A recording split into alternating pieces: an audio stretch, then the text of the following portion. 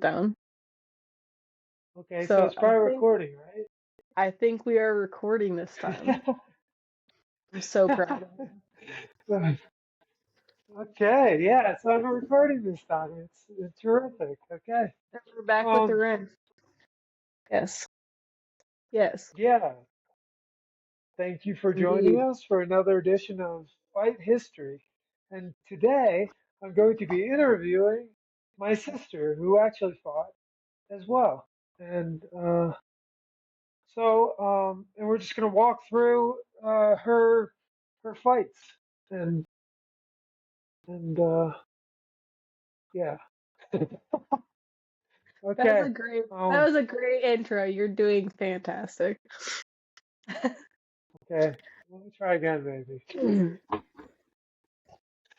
Okay. What do I call this thing? Um. Are we Okay. are we Um. brainstorming during the interview? What? Are we brainstorming during the interview? We haven't come up with a name yet. Maybe. Maybe. But I feel like I should, yeah, come up with a name or. But there's a chicken in here. Look at this. There's a chicken just hiding over here. Yeah, Hmm. you fit right in Mexico. There's, That can be there's a your new chicken in here. microphone. That can be your new microphone. Right. Do you have anything to say? This uh this chicken. What do you think about the Fight History podcast? Have you fought a lot of chickens in your life? I mean, sorry, have you fought a The lot of chicken's had chickens in more your life? fights than me. Probably. Well, I don't understand. This chicken's just chilling here. Oh, okay, so yeah, I just want to do like a podcast where you go through different fighters' records and you talk about uh, who they fought, maybe before they were really well known.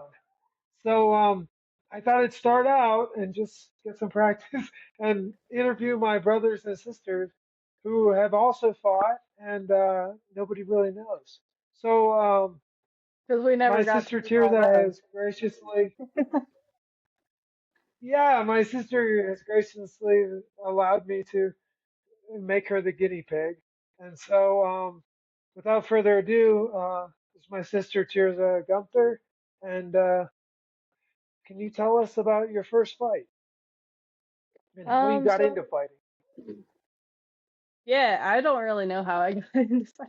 Everybody loves to think that, I like followed in your footsteps, and yeah, that's the narrative that most people think, but I mean, if we're being honest, we never even trained together, really.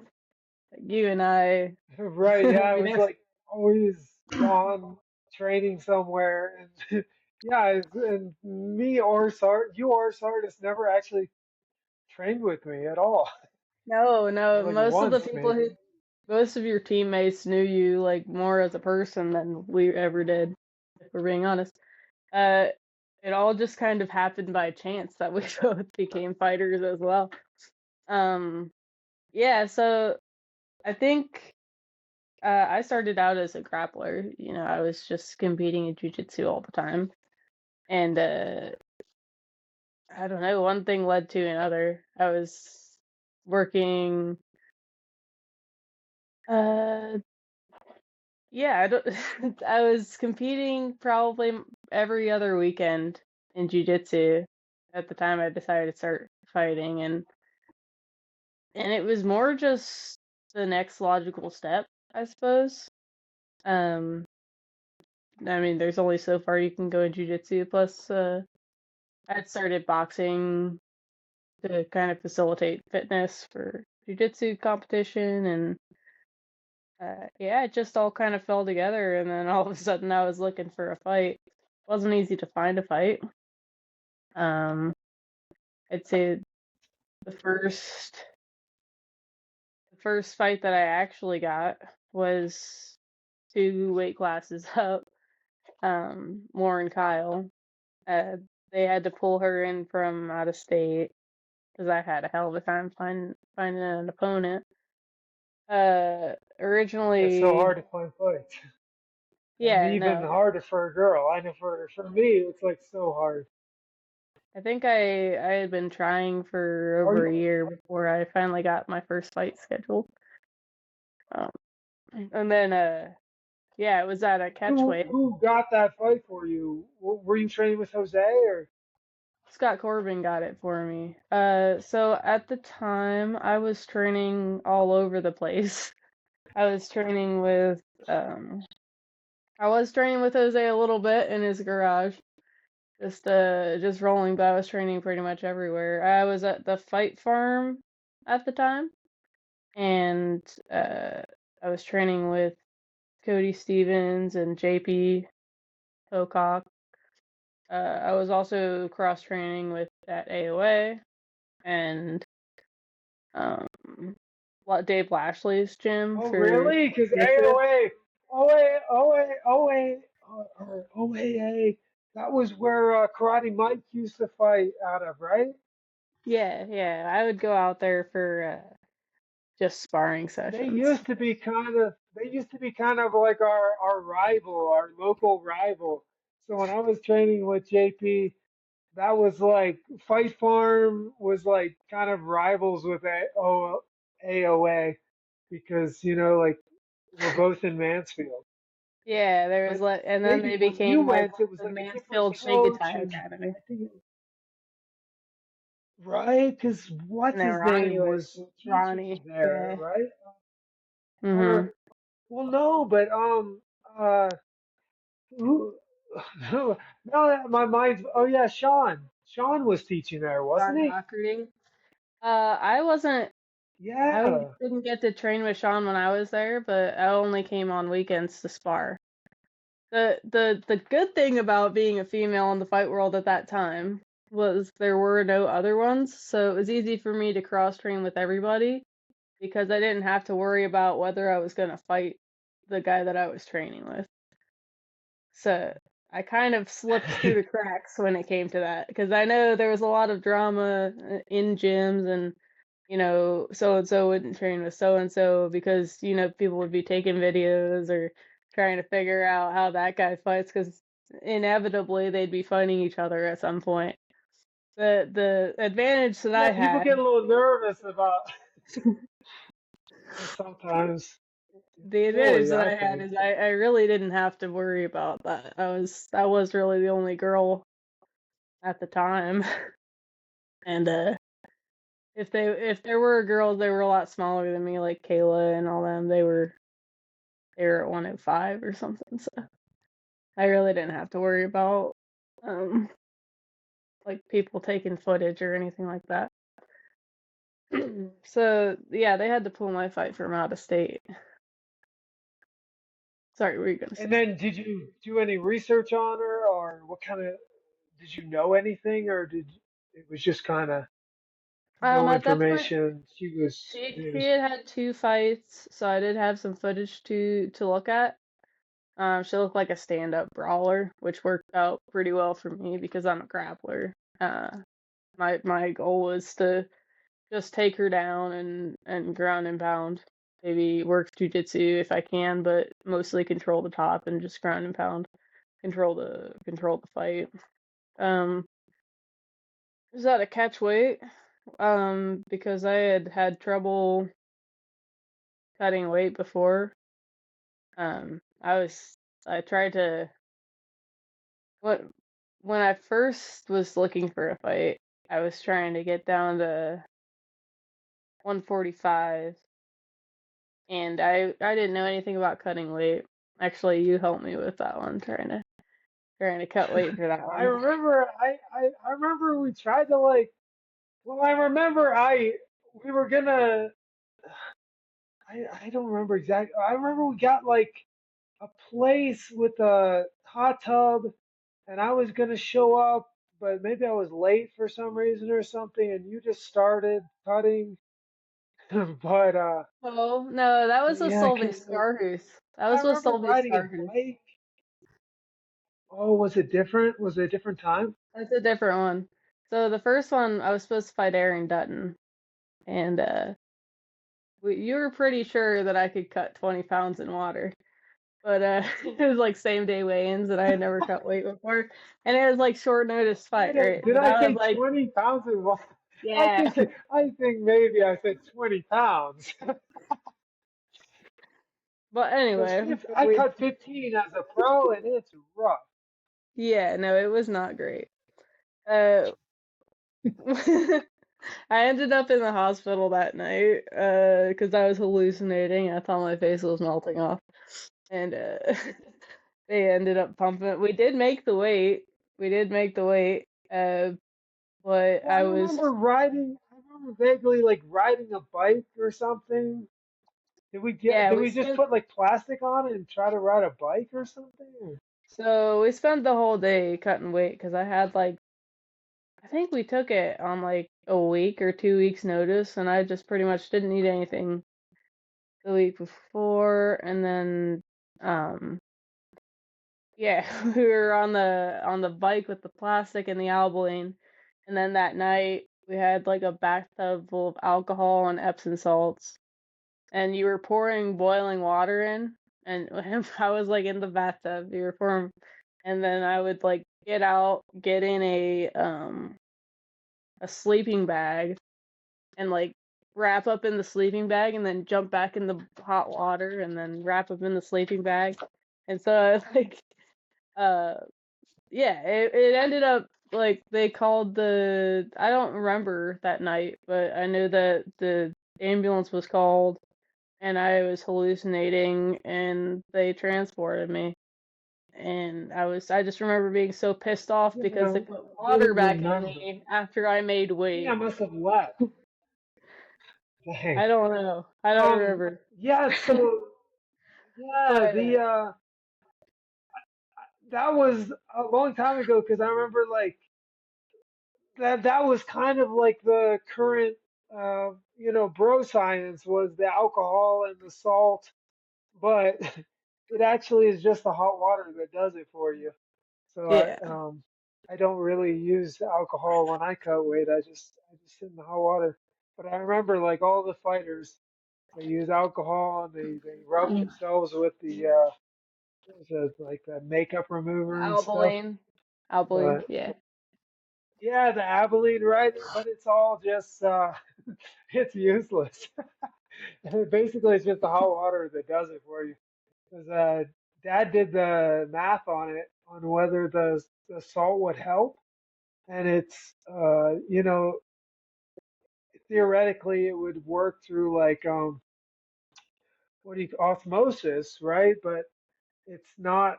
It has to be saltier than your body or something, so it wouldn't really. Basically, it wouldn't do anything. It's all just bro science, Yeah. except for the No, hot it didn't. water. It did. We did get the water out, but at expense. And I did try to show up and cut the weight in the morning, but I missed by 1 pound, and I remember just being devastated because she wouldn't take the fight still. So yeah, I was pretty torn apart, and I felt terrible. Uh, but then like I was like pretty determined to still fight. I was 18 at the time, and I was just like.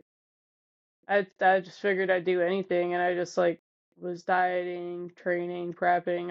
I told him I'd take a any weight, but I didn't really want to cut again after the hospitalization. So they found me a catch weight fight that was super easy to make. Like she was supposed to meet me at 170. So I was sitting at 156 or something or I think I didn't really diet or cut weight for the next fight. I came in that day at like 156, so I was over the 155 pound. But then she came in at 180 something. So they made me make they told me I had to be over 171 or else I couldn't take the fight because I Oh wasn't in the yeah, same because they weight. got the crazy rules about you have to be within 15 pounds or Yeah. something crazy.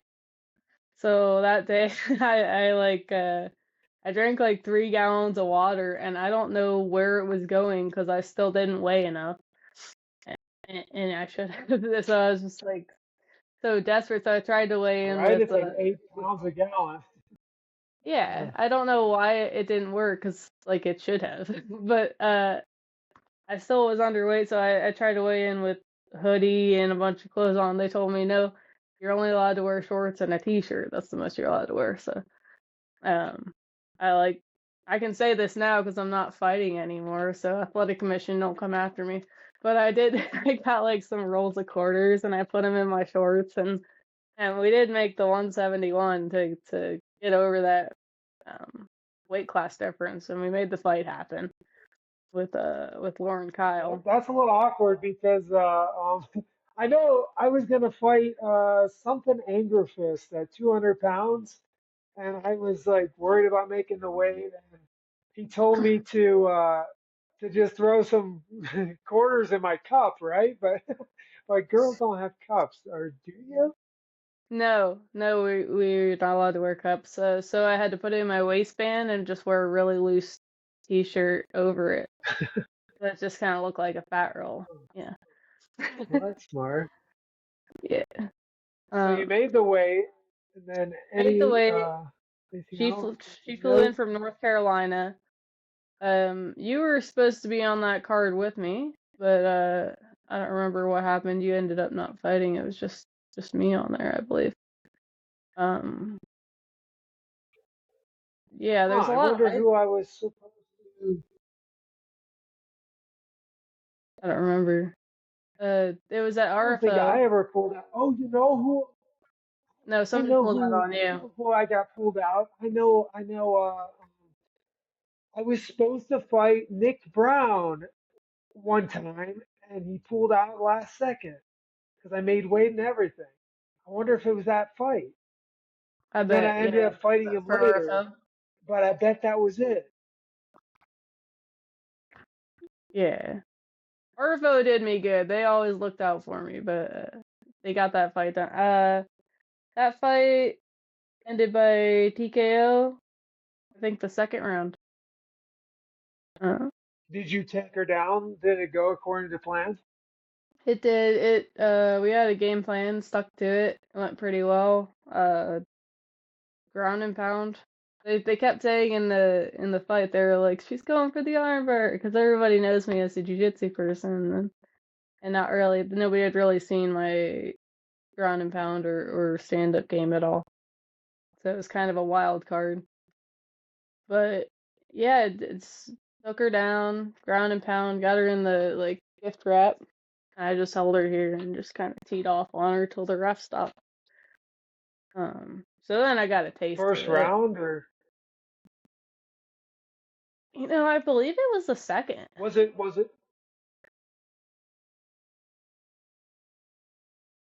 was it the first round? I believe it was the second round.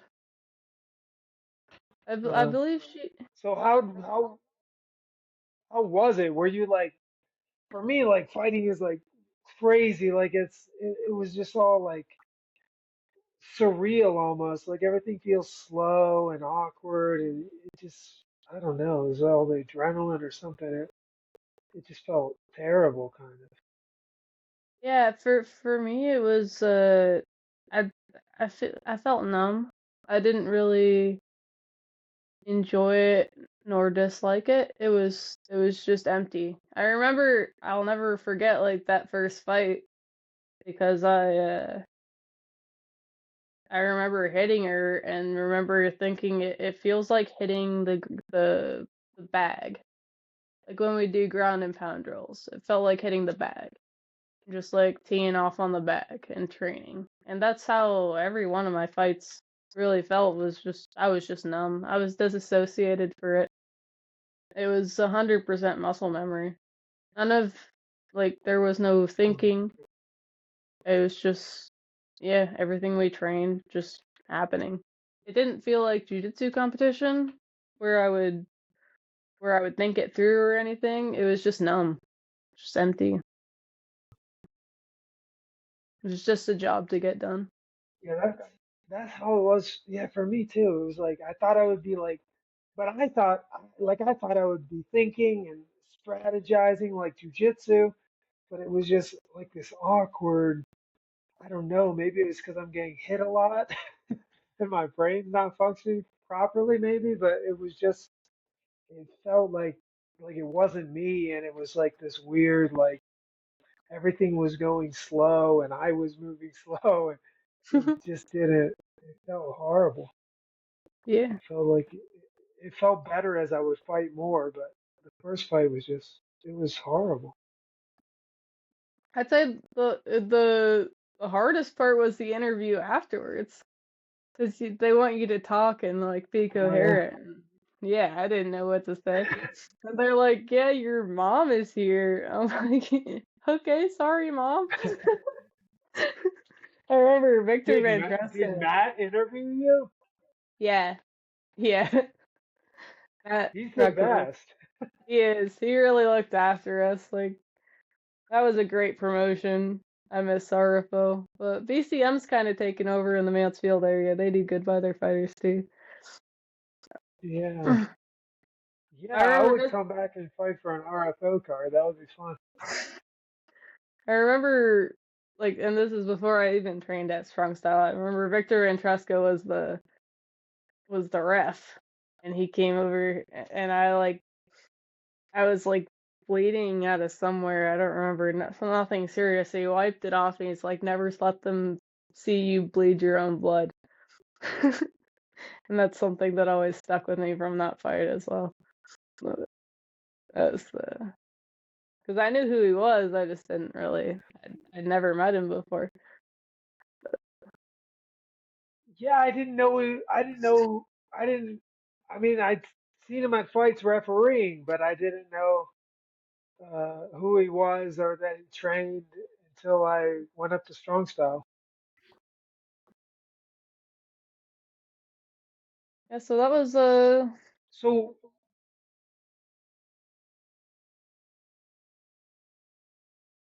so your next fight, how did that come about? So yeah, I pretty much got a taste for it then, and everybody's asking me, okay, when are you doing it again? So I immediately told Scott Corbin like, yeah, I want another fight. I'll take anybody. Like, just get me a fight, please.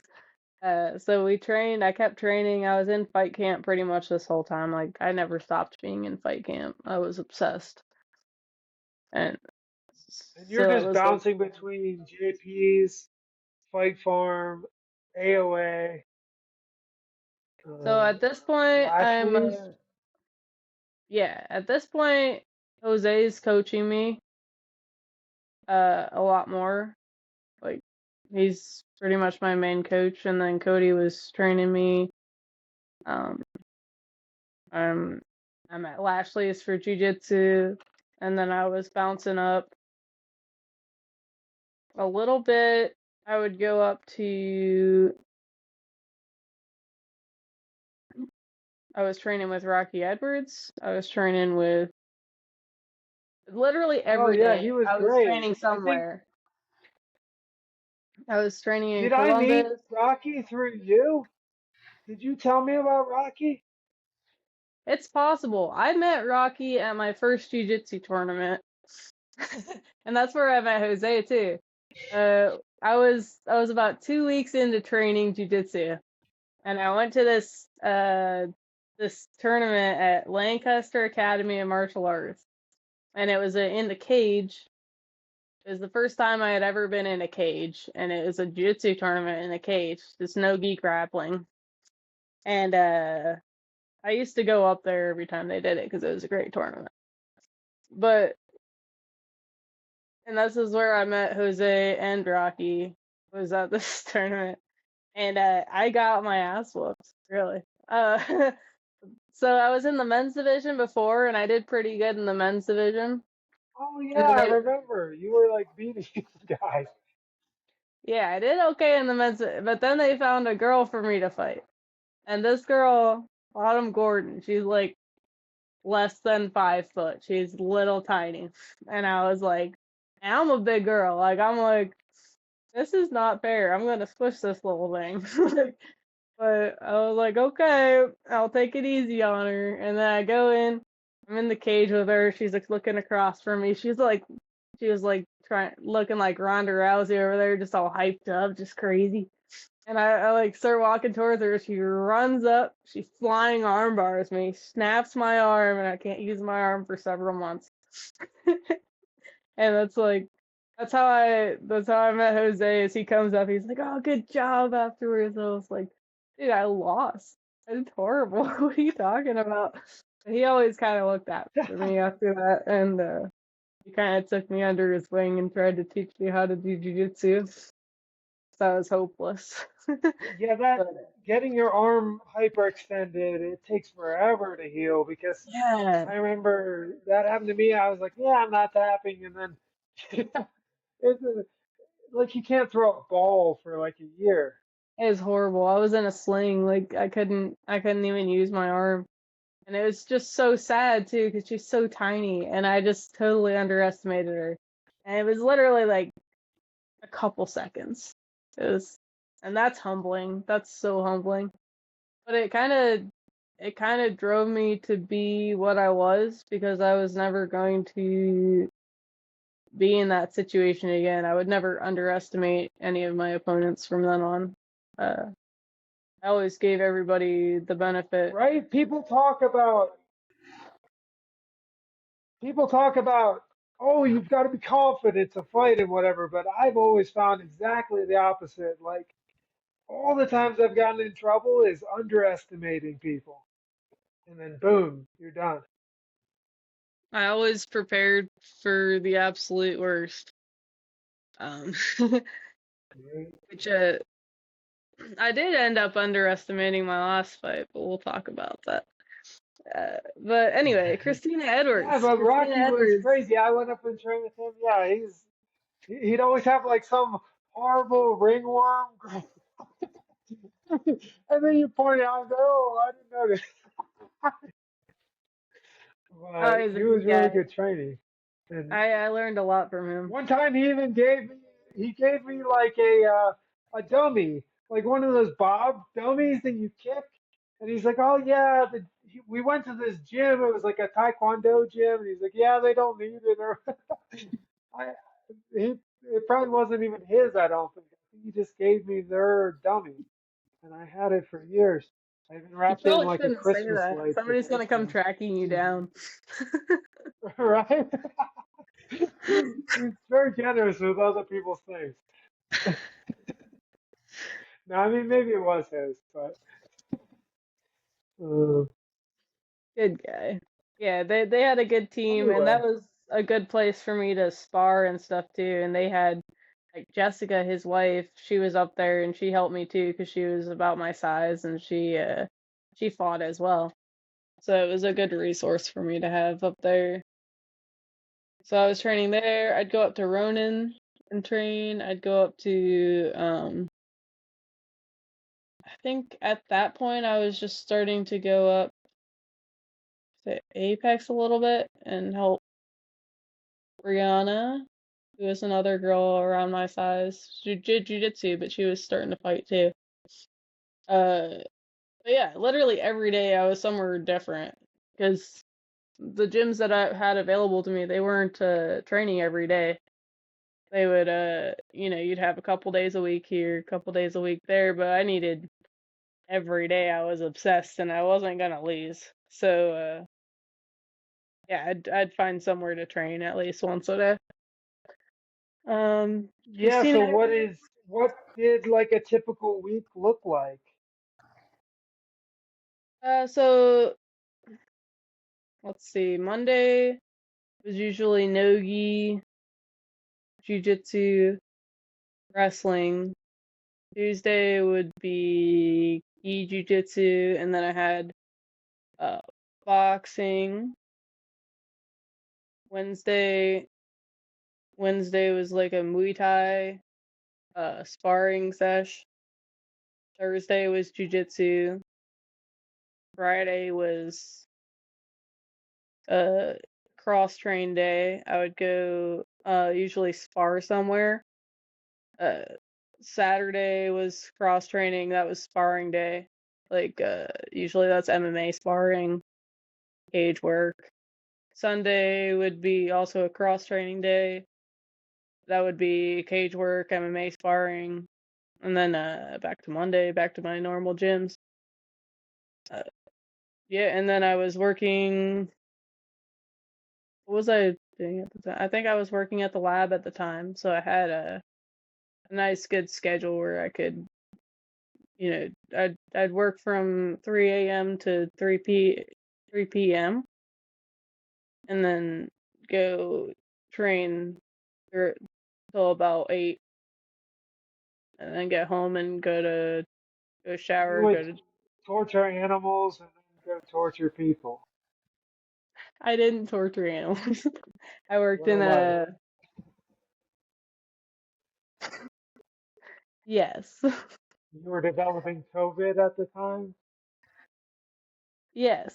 Um, no, I worked in biomedical research, so I worked in a histology laboratory, and I would I pretty much did all the paperwork and the transfer of tissue to screen to slide to send off to pathology. So it was just sitting all day, so it was really easy for me to just be really active afterwards and just pretty much live for training and then work and facilitate that and then just go train again. That was my whole life. That's all I did. Was train. Okay. So the second fight. Christina Edwards. Yeah, so she was a boxer. I knew that. I was able to like Jose was integral to helping me come up with fight plans for these guys because he would go through fight footage with me. We would find like everything we knew about each person. We'd find like little snippets of training and then analyze every little thing about it. So we knew like where she was weak in her boxing, where she was like we knew that she didn't grapple at all. So we were back to the same game plan with her, um, which ended up working out. She was really cool. Like we got along before and after the fight. I think that was her first fight, my second fight. I don't know that she ever fought again. Um, that one was a first round TKO.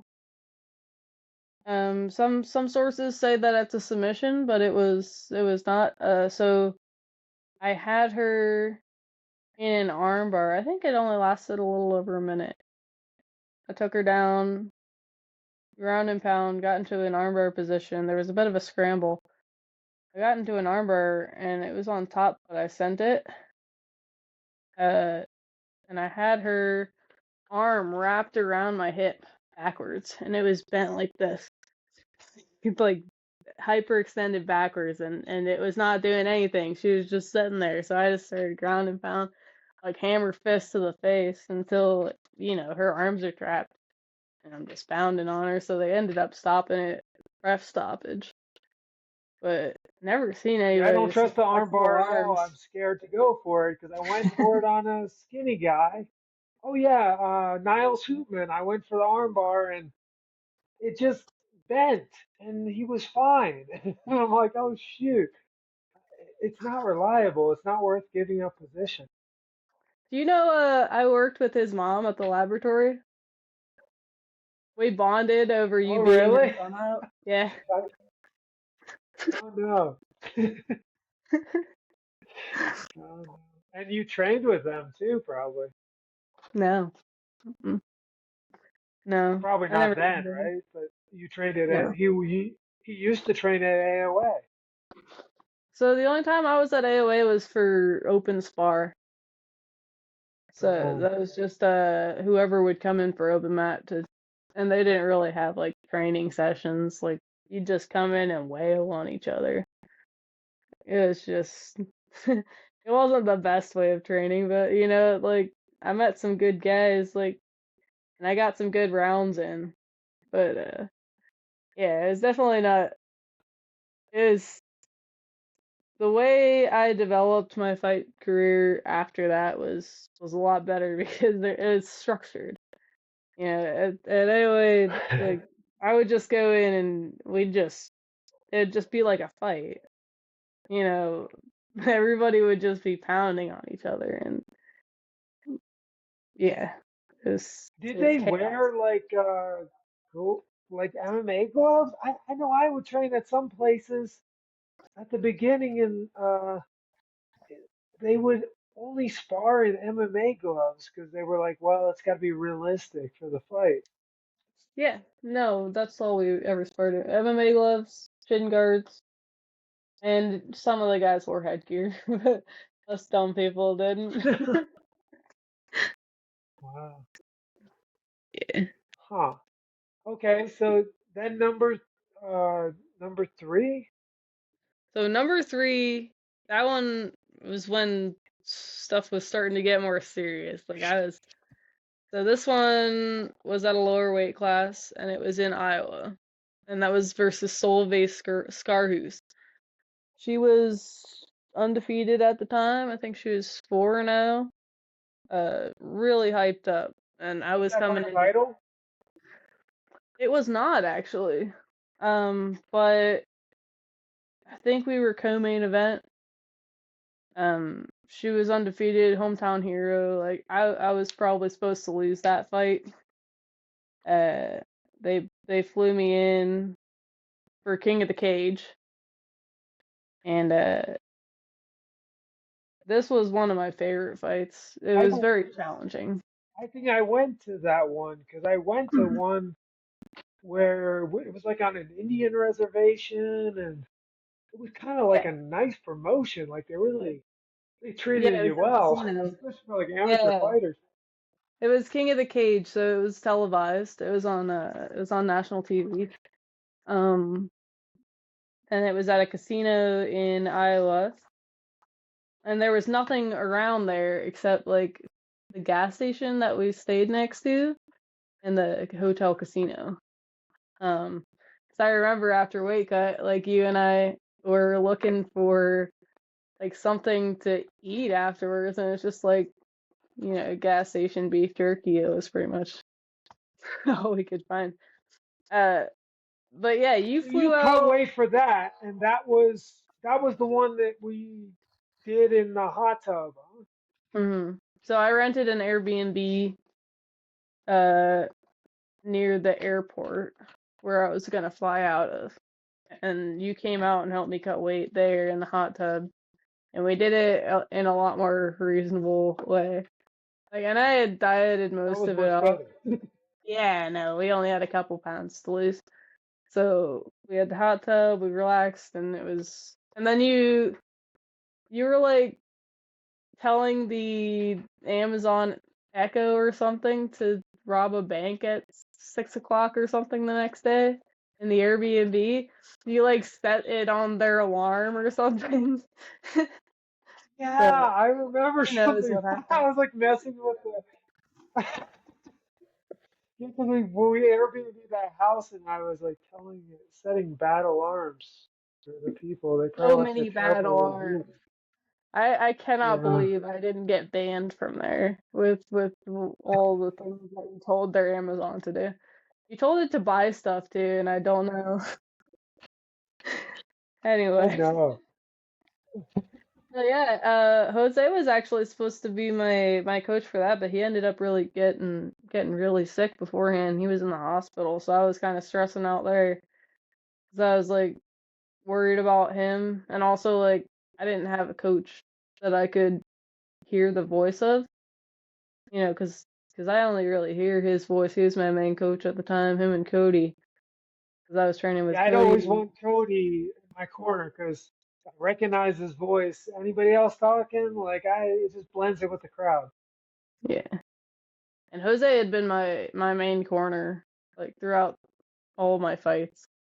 He had been there for me, so it was hard going out there knowing that he wouldn't be there, but also like worrying about him because he was like seriously sick. He he actually got his brother Hector to come out and coach me, who had been our boxing coach at the gym. So he came out, he drove all the way from Ohio out to Iowa to come coach me, and then you flew out and you were in my corner as well. Um, but I didn't hear either of you guys. Like I was, I was just zoned out. Like I remember coming back to the Yeah, and I corner, was like you guys. just yelling things, but I don't really know how you train or what you do because I wasn't, I never trained with you really. Yeah. So Solvi and I were very similar in style. She had a strong wrestling background and a really good stand-up game as well. So it was it was a lot of going back to the basics of what we knew. But also I plan to stand a little more with her and or be on top. And it was a tough fight. That one was a split decision. I think anybody who watched it would agree that it shouldn't have been a split decision. It was a unanimous decision in anybody that I've heard size. But I got 2 out of 3. She definitely won one round. But Yeah, yeah, the one ref saw it like that's all pretty three good, rounds and to when you're her. in their hometown too. So Yeah, there was definitely some like the one ref that was the split, he saw all 3 rounds for her, which is pretty ridiculous. But the other two refs saw it the other way. Um, but yeah, that was one of my hardest fights. That one, it was it was a challenge, especially going in pretty much alone. Well, I wasn't alone, but it felt like I was alone, you know? Uh, so it was, and then new grounds because I had only fought on home turf at that point, uh, for RFO specifically. Um, so yeah, that was the when I started actually becoming a fighter. I'd say it was that fight right there. Um, much respect to Solveig Scarhoose. I still don't keep in touch with her. know. No, I never heard from her again. I don't think she Mhm. ever fought after me. Nothing about. Huh. I did. Yeah, because like something That's the only the one. people you fight are like, That's the only one that I didn't keep in touch with. you should She never really. I her up tried and see to. what she's doing. I tried to stay in touch, but she never. She wasn't very interested. Uh, which is fair. Like, but yeah, I've stayed in touch with all the other ones. But yeah, that's the one that didn't really stay in touch. We weren't really friends afterwards or before. Or, it was a different vibe, that fight. Um, but yeah, I was hyped after that one. Like I was ready to go again. Probably had 6 fights cancel on me after that fight. I had like 6 fights set up. I had talked to several Crazy. promoters. That's crazy numbers. Yeah. No, I had had a lot of cancellations before, but after that fight, I would sign contracts and they would drop out. Um, I mean, I which had like 6 fights cancel on like in my career. So really? that's crazy. No, I had Yeah. at least 6 that were signed contracts that dropped out in between that and my last fight. Um, which was insane. Like I was getting so frustrated and I was at that point I was looking for any promotion that would take me, anybody that would fight me, literally anyone. And Scott Corbin, he always kind of looked out for me. He finally found me somebody. Um, Jesslyn Michelle, out of Las Vegas, and I think she was 4-0 at the time. We were both undefeated. Um, it was a So that would be a title shot for Honor, and there were, you know, Which was some, like a new promotion at the time. yeah, it was. So it was after Cody's thing with Honor, and he was not willing to coach me for them. Like I had talked to him and I was like, I can't find a fight with any other promotion. Like I have to take this. Like, I have to Oh take this yeah, fight. you gotta take whatever you can get. Oh Yeah. yeah, because he had the whole thing with them where I don't know why exactly he hates them. I think because like after his getting his eye poked out, they were like not. Yeah, they I did don't him real remember. dirty. They They did were him not real dirty. nice to him or something.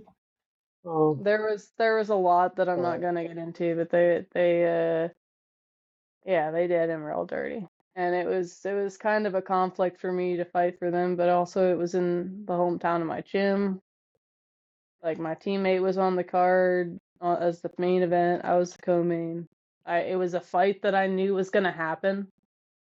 Like for once, I knew like this one wasn't gonna fall through. This one was legit, and it was a challenge. Like she was good.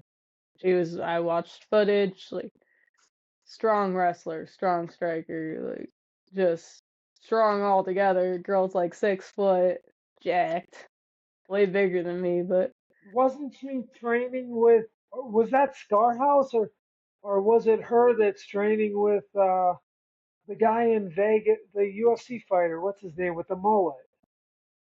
that was Jesslyn. Yeah, she was Oh from yeah, Vegas. yeah. She was from a really good gym. Uh, but yeah, she came with a lot of hype too. So yeah, they were able to set that fight up. I was excited. Uh, at that point, I was going through a lot of stuff mentally too, and it was hard getting my head into the game a bit. But it's what I lived for. That's all I did anyway. Like I was ready. We trained for it.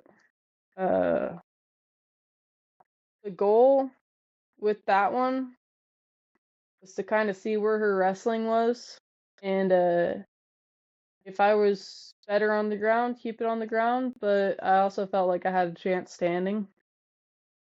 Um, which looking back, I would have done better keeping it standing because I did underestimate her wrestling a bit. Like I had seen her on the bottom, hadn't really seen her wrestling game, and she was a pro wrestler, so I kind of didn't take that very seriously. But Right, because pro wrestling is yeah, is just like yeah. My wife, she says she's like, oh, they're a wrestler. When you say wrestler, she just thinks like they're lucha libres, like fake wrestlers. So it's like, yeah. So I no, didn't really no, have like I'm a ton talking of like respect for legit that. wrestler. Yeah. Yeah, But what you don't think about yeah. is They're is like they blood. are they are wrestlers. They're strong wrestlers that made a living out of it because they were good at wrestling. But yeah, she ended up taking me down in that fight. Uh and I was Yeah, a lot of them have a real wrestling background. Did she? yeah, yeah. Um she was a phenom. So I think she actually started fighting like around the same time I did. But she was an athletic phenom. Like she was insane. Like and she had a jiu-jitsu grappling background and sparring. She started in a very well-rounded way at a very well-rounded gym. So she was talent. She is talented. She went on to like compete in PFL and had a really good career. I think she just retired recently. Um, but yeah, that one ended up being a unanimous decision for her. And bravo, like well played. Uh, it was only 3 rounds. I always think if I had more rounds, maybe it might have gone a different way. But Was she getting tired or what? I Or definitely just like you would had have figured it out? I definitely had the cardio advantage, but the only reason that I think is because the last round I did start to kind of figure it out, and I was able to stay on the feet a bit more. and surprisingly, because I'm not a striker, I was doing better on the feet uh, than I was on the ground. But I was in a weird headspace that fight. I remember telling Jose, like, when I was in the wrapping my hands, I'm like, I can't get into it. I can't get hyped about it at all. Like, I was just shut off. I remember, like, she picked me up at some point and she, like, spun me around and slammed my head into the cage. It was like a pro wrestling move. It was fantastic. And I was just like, That's like Crazy Horse, right? Have you ever seen that yeah, Crazy Horse fight where yeah, no, it was. Charles It was Bennett picks insane. the guy up? Yeah. Yeah, that's amazing. Yeah, it was I love fantastic. that. Like looking back at it, it's awesome. And then she like I remember being on the ground and like I was defend I didn't ever feel like I was in danger. A lot of people think that I got really beat up that fight, which fair, I came out with raccoon eyes. But I never felt like I was in At least danger not like of Sardis. being knocked out. Do you remember Sardis after that fight? Yeah, I put that picture of him of Kung Him Fu next to Kung Panda Fu next to Panda. him, and Yeah. they looked identical. Actually, yeah, my eyes looked Yeah. kind of like that afterwards. I went to California afterwards and kind of cleared my head a bit, thought about my life choices. But I remember being in the airport after that fight, and people were like giving me this look and like, oh, what the fuck? Like, because I'd wear a hat because I had big rings under my eyes, like, and that's kind of when I started really understanding the effects of all the concussions that I've had. Like, because I was at that point, I was having so many memory issues after that fight and for months and months after, just and like emotional regulation issues, memory issues, like not Like you just remembering don't anything. remember things, or There's big gaps, and you know what? short-term I've been memory. kicked in the head. One time I fought a kickboxing fight, and I fought this guy called Scotty Too Hottie, and he kicked me in the head, and then I, I was sure it was the second round, and then it was the last. I was like, okay, one more round, and my coaches were like, no, it's over, and I didn't believe them. And then at the end, I rewatched the video, and I realized I had just like missed a round Yeah, from like getting kicked in the head. Was it like that where, or was it like everything, it was like long everything. term stuff? More short term. So like I didn't remember the fight at all. Like I've rewatched the fight a lot of times, and I remember like little snippets. But I was having memory issues before the fight, and and a lot of like emotional regulation. And I didn't realize because I was training in a really dumb way. Like I would walk with my head consistently. I wasn't wearing headgear a lot of the time because I had like a Oh, claustrophobic I thing hate with the headgear. headgear. It's the It worst. would You it get would all like, yeah, you're claustrophobic and sweat. well it would throw me Uh, into a panic attack. So I was having this issue and there's a couple of my close coaches that know about this, but I would put the headgear on to spar, and when I strapped it in, like the head being covered was throwing me back to like some other memories, and it would put me into a panic attack just having the headgear on. Um, so it was interesting coping with that as well as training. Um, and that's like completely unrelated, but um, yeah, there's I was having memory issues before, and then after the fight, I just booked a flight to California, and I just like sat on the beach for a week, and I don't really remember most of that. Uh, I just lived out of a car for a little bit and just like, but I was I was going through a lot of mental stuff. Had you ever been out of the? Had you ever been out of the state?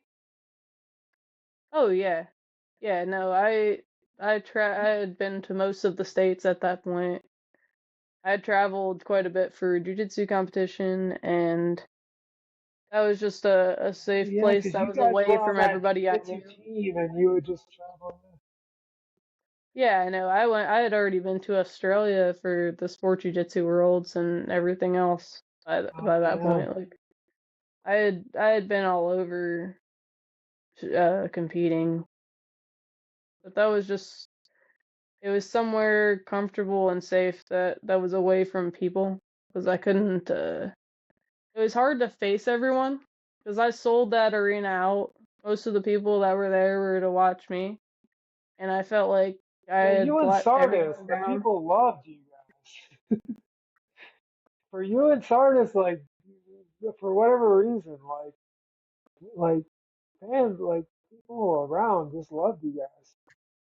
There was a lot of hype behind me, and I don't really know why.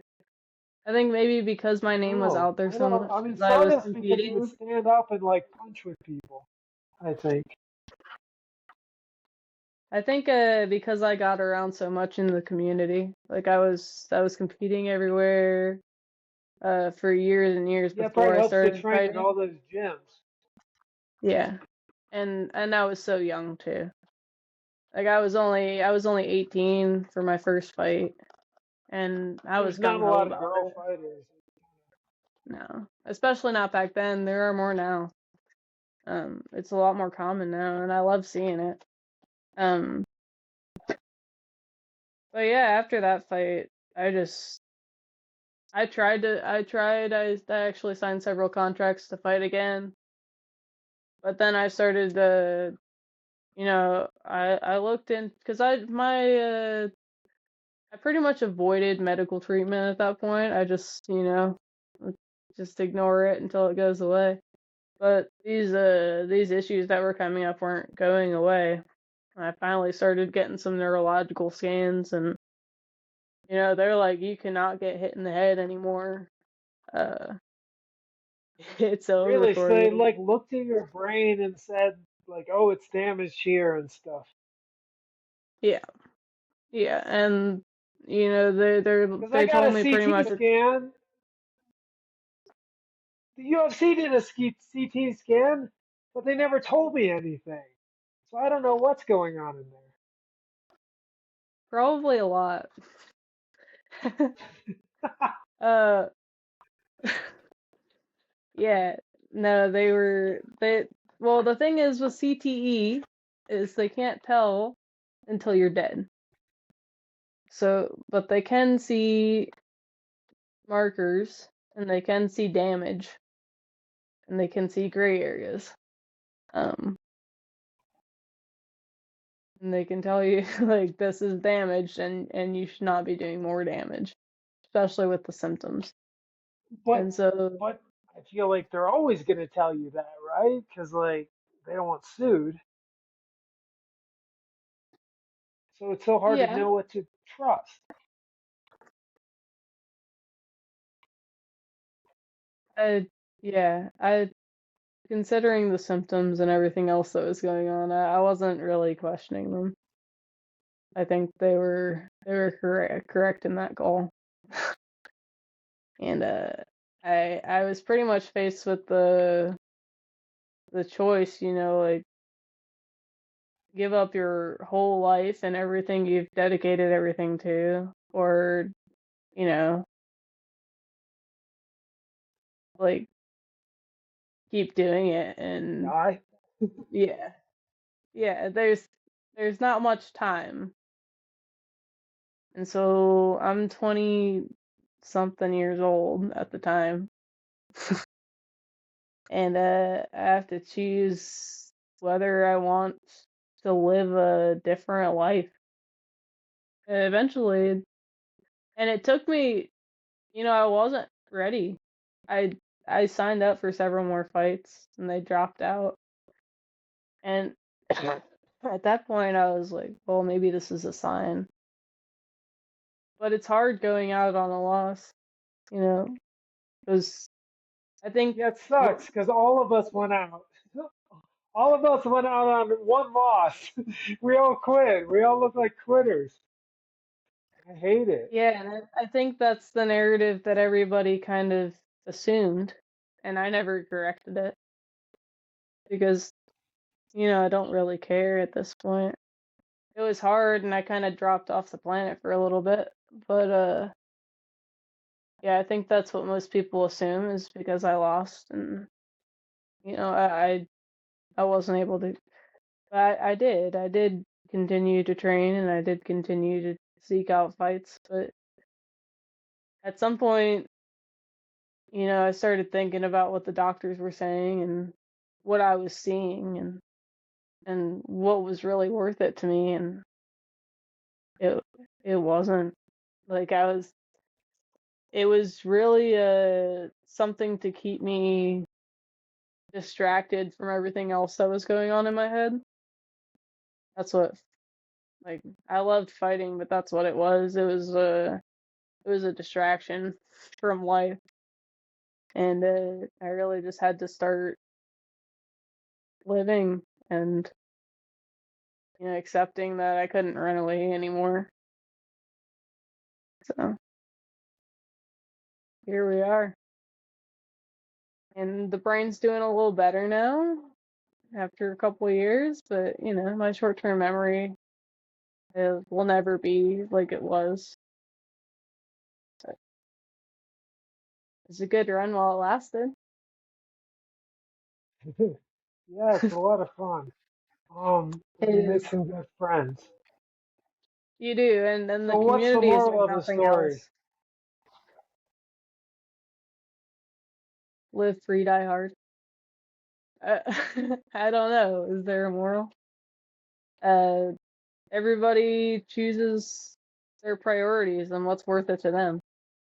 Like, if you love it, give it your all. I don't regret anything.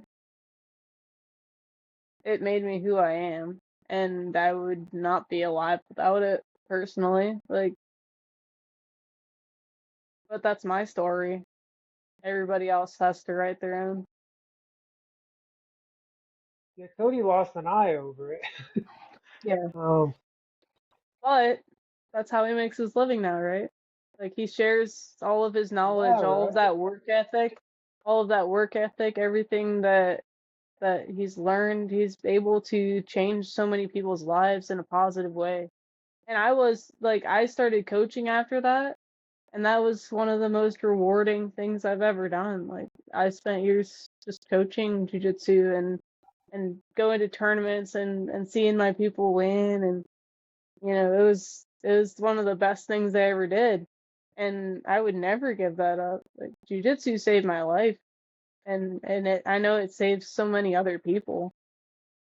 So Yeah, coaches are like so selfless. They just like they're so inspirational. Or like they help so many people. Like just it's one of the just best things really you like could a ever do with your life. selfless. I have so much respect for everybody who's helped me in the journey when I was training, all of the people who let me coach them, like, everybody who was in my life throughout that part of my life, like, some of the best people you'll ever meet, and they kept me alive. Like, they kept so many people alive, and yeah, I can never thank them enough, all of my coaches.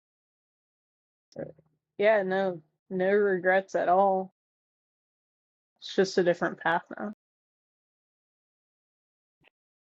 Okay, and you're still training though. You're still doing jujitsu, Yeah, or yeah, what I are still you? train jujitsu casually, just for funsies, because it makes me happy. I don't compete anymore because my job is very physical and I need my body parts to work. Uh, so, I'm kind of low key. I train, I drill. It'll always be a part of my life, but it doesn't need to be an obsession. It's just something I do because it makes me happy. And I think that's a much more healthy relationship than I ever had with it. Okay. Well, thank you. This is great. And do you want to plug anything? I don't know. No, honestly, I don't have any plugs anymore. Any supplements, any But sponsors? No, B2G no, I don't know what coffee. to say. No, thank Okay, you. BTG. I would just say thank you to everybody who's been involved in my journey and everybody who continues to be involved in other people's journeys. Martial arts is one of the best things that you can ever do. It teaches you so much about life, uh, work ethic, like how to interact. Like an amazing thing, and more people should do it. Whether you fight or not, that's up to you. But yeah, it's one of the best things you can do. And thanks for having me on. Take care of Okay, yourselves. thanks so much. Hopefully this time we actually recorded it. Yeah, you Can better have. you I'm not doing this a um third time. I'm so bad. I forget to hit play. I forget to hit record every time. No, No, can it's you wait a recording right second now. though? It Because better be. I did this with Sardis. And the second time I hit record and then he didn't wait for it to upload on his side. So once I hit stop, it's gonna say something and then it will say like done uploading. Can you just make sure that it uploads before you cancel out of it? Can do. Okay, I'm gonna stop it. Let's see. Later. Thank you. Say bye to your chicken for me. Okay. Does it say anything like uploading or something?